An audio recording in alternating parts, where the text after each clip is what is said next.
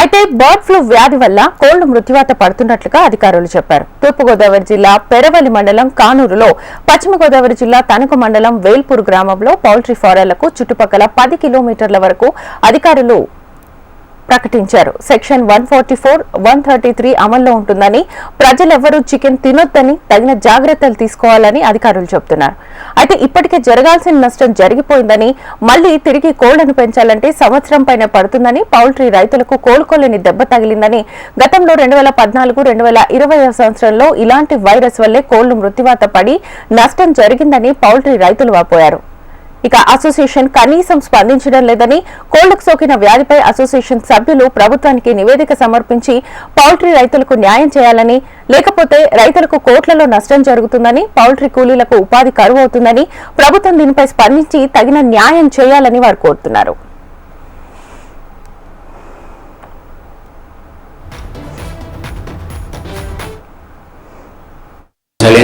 చాలా ఎక్కువగా ఉన్నది.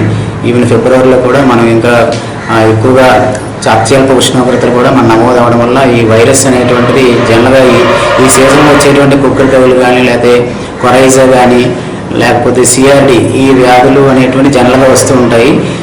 అయితేనంటే ఈసారి విర్లెన్స్ అనేటువంటిది ఎక్కువగా ఉండి ఈ వైరస్ అనేటువంటి మరణాలని సంభవింప చేస్తున్నాయి. రైతులు చేయాల్సింది ఏంటంటే, ముఖ్యంగా ఏవైతే కోళ్ళు చనిపోతున్నాయో వాటిని పంట కాలువల్లో కానీ, లేకపోతే పెంట కుప్పల మీద పడేయకుండా ఏ ఫామ్కి ఆ ఫాము అక్కడ కనీసం 6 నుండి 10 అడుగుల గొయ్యి తీసి అందులో ఆ కోళ్ళని లేయర్ బై లేయర్ మనం ఈ పొడి సున్నాన్ని చల్లుకొని ప్రాపర్గా డిస్పోజ్ చేయాలి.